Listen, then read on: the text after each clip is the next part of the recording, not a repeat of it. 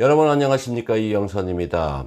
오늘은 체육계 황표정사 대학 체육 입시 아직도 라는 제목으로 이영선의 성동원도 시작하겠습니다.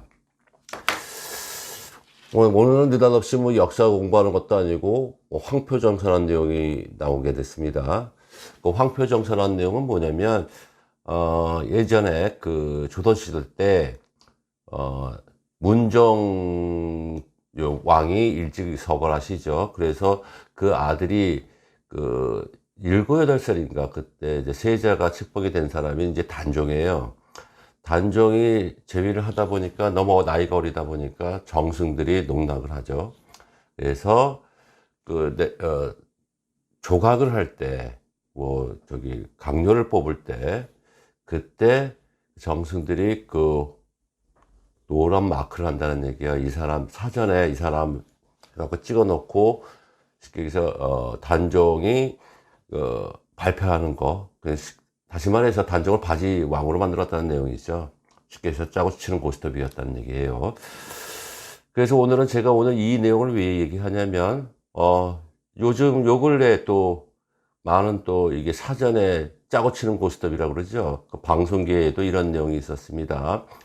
프로듀서가 투표 조작, PD 측, 공소사실 대체로 인정. 쉽게 얘기해서 사전에 투표를, 오디션 프로그램을 투표 시리즈를 했었는데, PD가 벌써 사전에 짜고 했다는 내용들이었어요. 그래서 된소리를 맞게 됩니다.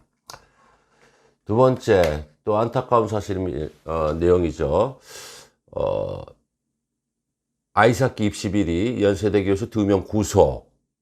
이거는 상당히 획기적인 일이에요.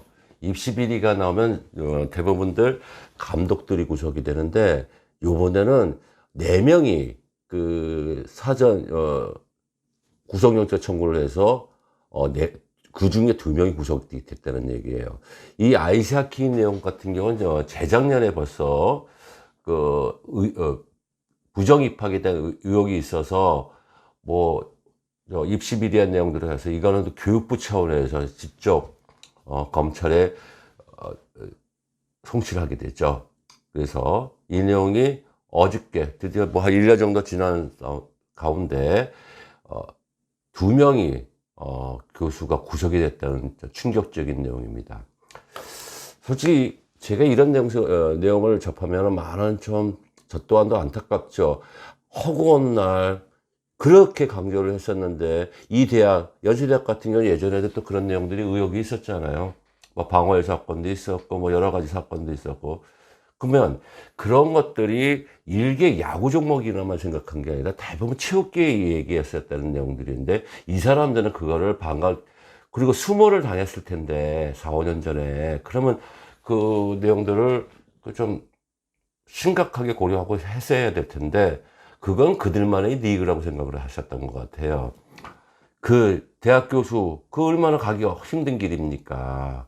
그 좋은 자리를, 이 돈 자체, 솔직히 얘기해서 금액의 유무를 떠나서, 솔직히 거기까지 올라갔을 정도의 그 땀과, 피와 땀, 눈물 얼마나 흘리셨겠어요? 거기다가 올라갔을 때 남들이 탑으로 존경받는 이 교수 직함을 이런 내용으로 해서 구속이 된다는 것 자체가 저는 마음적으로 안타깝습니다. 자, 이 사람들이 구속으로 인해 갖고 비단 그 사람 구속하고 처벌받으면 되겠지만, 대학 스포츠 협의회에서는 내용 자체가 이게 징계사항들이 있어요. 입시 비리에 대한 관계되는 학교에 대한 경우에는 거기에 그 학교의 체육부의 지원금이 전혀 나가지 않습니다. 물론 기간이 어떻게 될지 모르겠으나 비단 아이스하키 부분만 아니에요.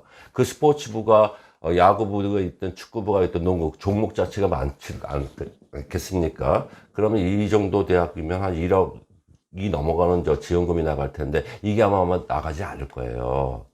참 이런 문제가 되면 이 도덕적 해이점이 과연 언제까지 해결이 돼야 되나, 저는 마음이 안타깝습니다.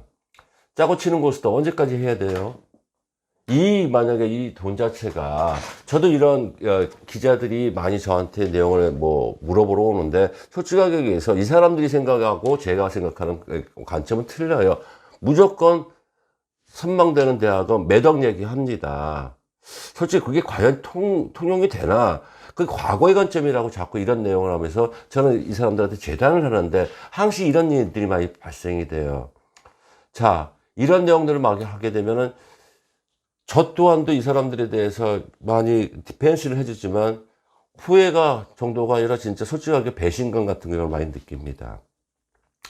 대학 입시나 무슨 입시가 있을 때, 뭐 입시를 떠나 다른 뭐 취직이나 이런 입시할 때 대부분들 부모님들 같은 경우는 절을 다니고 신점에, 교회를 다니면서 신념으로 자신을 위해서 이렇게 간절한 마음을 빌고 있지 않습니까? 근데 소신껏 지원을 하는데 이 사람들 자체는 벌써 내막에 가고 짜고 치는 고스톱을 친다는 내용들이에요. 그러면 얼마나 심한 배신감을 느끼시겠어요? 그래서 저 또한 말씀드리겠습니다. 이번 기회에 확실하게 짚고 넘어가야 될 숙제인 것 같습니다. 자, 그리고 이 사람들 사과는 받아내야죠. 저는 이런 점들을 방지하기 위해서 부단하게 그동안 특히 야구 종목에 대해서 얼마나 색안경을 끼고 있는 점에 대해서 많은 부단한 노력을 하고 예방을 해줬었고, 그 다음에 제도의 변화를 제가 말씀을 드렸습니다. 그러나 아직도 이러한 문제들이 오늘은 이제 아이스하키 문제였었지만 이게 아이스하키가 문제가 있었으니 뭐 축구나 야구가 뭐 동떨어진 내용이 아니라 물론 변화가 있겠지만 아이스하키 종목은 이렇게 나왔지만은 다른 종목은 우리는 괜찮아 이런 생각을 하면은 안 되지 않겠나 생각을 합니다. 아무쪼록 이런 입시 문제가 생기면 쿠스프에서는 그 학교에 대한 해당 학교에 대한 그 종목이 아닌 모든 학교에 대한 체육부에 대한 지원금이 안 나간다는 점들 이 점을 상기하시고 그다음에 총장 이런 문제들이 생기니까 대학에서는 자꾸 운동부를 없애려고 하지 않습니까? 참 매우 안타까운 부분입니다. 제가 수일 전 이런 문제점 발생하기 미달 방지하기 위해서 자사고 야구부에 대한 룰 같은 게 입시 요강에 대한 걸 설명을 해줬습니다.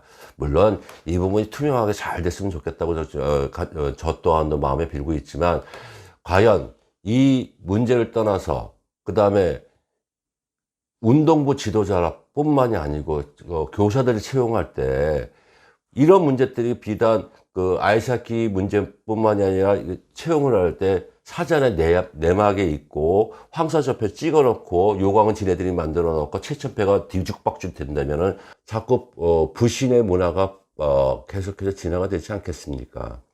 우리 운동부 지도자들 비단 오늘 Y대학에 대한 내용을 얘기를 말씀드렸지만 여기에 대한 많은 문화적인 충격 계속해서 관념하고 차이점이 현실하고 이반되는 생각들이 많기 때문에 여기서 많은 새로운 환경의 변화에 적응을 해야 된다고 생각을 합니다.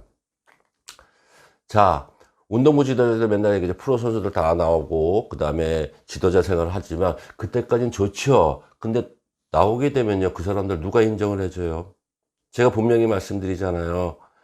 여러분들 그동안 운동하시고 다 그 지도자 생활했을 때 그만큼의 그 자리가 양지라는 자리라는 것을 인식하시고 투명한 지도자 생활을 하시기 바라겠습니다. 이영선의 성동원도였습니다. 시청해 주셔서 감사합니다.